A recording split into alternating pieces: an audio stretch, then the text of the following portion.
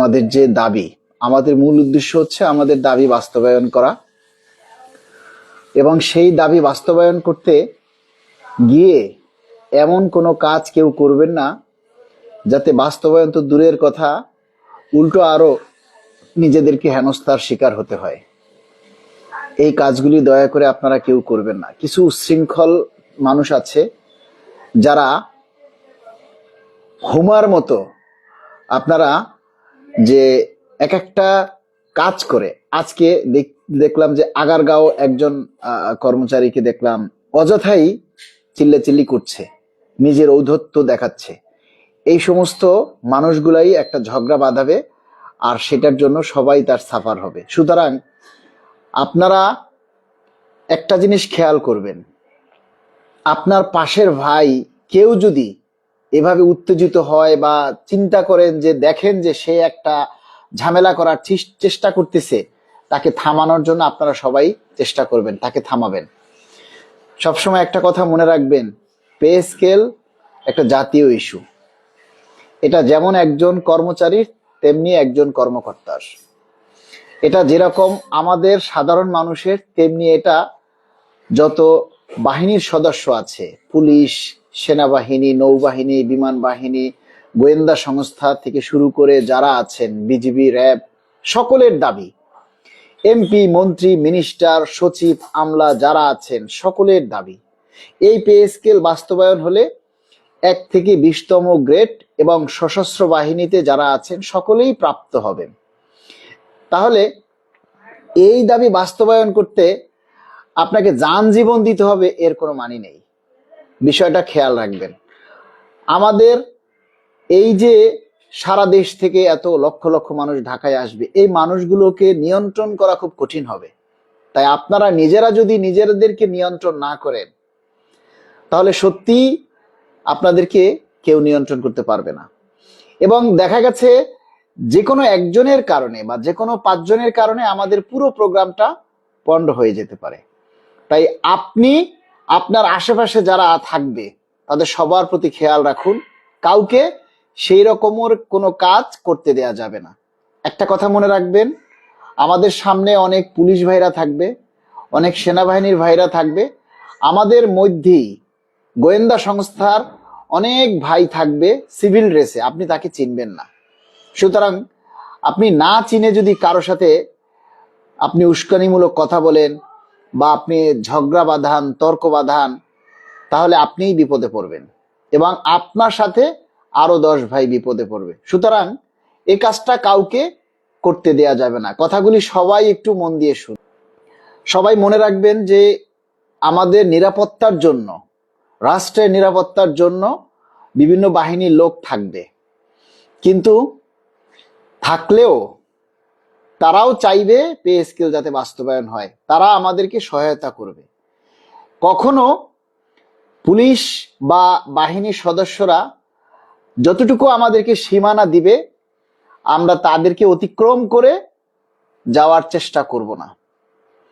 আমরা আমাদের মূল উদ্দেশ্য হচ্ছে জমায়েত হওয়া, এবং সেটা অবশ্যই শান্তিপূর্ণ হতে হবে। আমরা জমায়েত হব। আমরা আমাদেরকে যদি পুলিশ সদস্যরা যেখানে বলে যে ভাই এর বাইরে আর যাওয়া যাবে না, আমরা কেউ ধাক্কাধাক্কি করে আমরা সামনে যাওয়ার চেষ্টা কেউ করব না।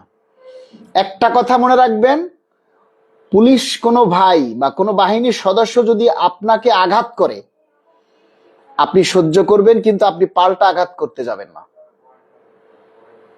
আপনাকে যদি কেউ আঘাত করে, আপনি আঘাত সহ্য করবেন, কেননা আপনার পে স্কেল দরকার, আপনার দাবি বাস্তবায়ন করা দরকার। আমরা ওইখানে কেউ পাল্টা আঘাত করার জন্য যাচ্ছি না। পুলিশ ভাইরা আমাদের বন্ধু, আমাদেরই ভাই, আমাদেরই বড় ভাই, আমাদেরই ছোট ভাই।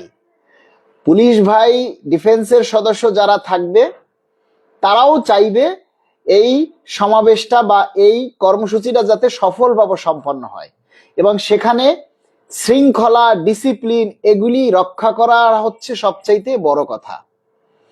কারণ কি, 2-4-5 জন মানুষকে শৃঙ্খলা দিয়ে আটকানো যায়, কিন্তু 2-4-5 লক্ষ মানুষকে আটকানো যায় না। তাই আপনি যদি বেপরোয়া হন, তাহলে আপনার কারণে যদি আমাদের ক্ষতি হয়, তাহলে আপনাকে কিন্তু কেউ ছাড় দিবে না, এই কথাটা মনে রাখবেন। আপনারা কেউ যদি বিশৃঙ্খলা করার চেষ্টা করেন, প্রয়োজনে আমাদের লোক আপনাদেরকে আইনের হাতে তুলে দিবে। কারণ আপনার জন্য আমাদের এই যে কার্যক্রম নষ্ট হবে, বিনষ্ট হবে, সেটা কিন্তু আমরা হতে দিব না। আমাদের অনেক লোক থাকবে, ভলান্টিয়ার হিসেবে থাকবে। আপনাদেরকে আমার মোট কথা হচ্ছে যে ভাই, আপনাদের কাছে করজোর অনুরোধ, আপনারা দাবি আদায় করতে আসতেছেন, ঝগড়া করতে নয়, মারামারি করতে নয়, কারোর সাথে ঝগড়া বিবাদ করতে নয়। আপনি নিজে মার খাবেন, কিন্তু কারো গায়ে হাত তুলবেন না, এটা আপনাদের কাছে অনুরোধ। আপনারা যদি দেখেন যে কোনো কারণে পুলিশ হয়তো টিয়ার শেল মারতে পারে কিংবা পানি মারতে পারে, আপনারা কেউ ভুল করেও ইট পাটকেল পুলিশের দিকে ছুটতে যাবেন না। দয়া করে এই কথাগুলি সবাই মনে রাখবেন। আপনার গায়ে একটা ইট পড়তে পারে, আপনি একটা বাড়ি খেতে পারেন, তাতে কোনো সমস্যা নেই, আপনি সেটা হজম করবেন। আপনাকে কেউ গালি দিলে আপনি তাকে ধন্যবাদ জানাবেন। আপনাকে এতটা বিনয়ী হতে হবে, তাহলেই আমাদের এই দাবিটা আদায় করা সম্ভব হবে এবং এই কর্মসূচি সফল হবে। তাই কোনো ভাই কোনো ক্রমেই যাতে আপনারা ভুল পথে পা দিবেন না।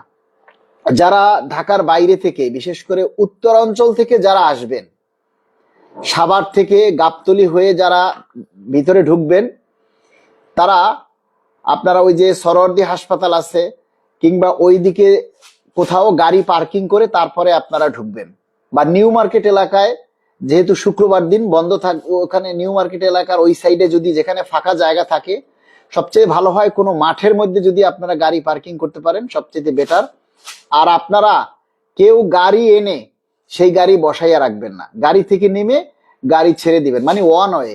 কারণ আমরা তো ওই 2 ঘন্টার জন্য প্রোগ্রাম করছি না, আমাদের দাবি দেওয়া বাস্তবায়ন না হওয়া পর্যন্ত আমরা কেউ ফিরবো না বাসায়, আমরা ঘরে কেউ ফিরে যাব না। সেটা 2 দিন লাগুক, 3 দিন লাগুক, 4 দিন লাগুক, যে কয়দিন লাগে লাগুক, আমরা রাস্তায় অবস্থান করব। এই মন মানসিকতা নিয়ে আসবেন। কেউ বাস বা গাড়ি যাই আনেন, সেগুলি এনে গাড়ি থেকে নেমে গাড়িটা আপনারা ছেড়ে দিবেন, তাহলে আর যানজটের সৃষ্টি হবে না।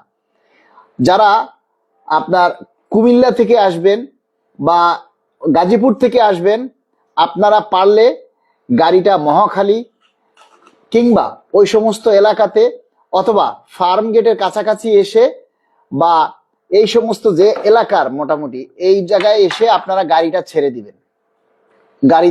গাড়ি আপনারা ধরে রাখবেন না।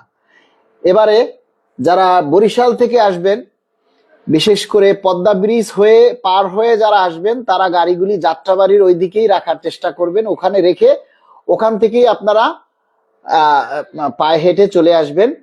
তবে একটা জিনিস খেয়াল করবেন সব সময়, আপনারা আসার পথে যাতে অন্য কোনো সাধারণ যে গাড়ি থাকবে, সেই গাড়ি কিংবা দোকানপাট বা সাধারণ মানুষের যাতে কোনো ক্ষতি না হয়, সেই জিনিসটা আপনারা সবাই খেয়াল রাখবেন। আমি আগেই বলেছি, আমরা একটা মহৎ উদ্দেশ্য বাস্তবায়ন করার জন্য আসছি। সেই মহৎ উদ্দেশ্য বাস্তবায়ন করতে এসে যেন নিজেদের ক্ষতি নিয়ে আমরা বাড়িতে না ফিরি।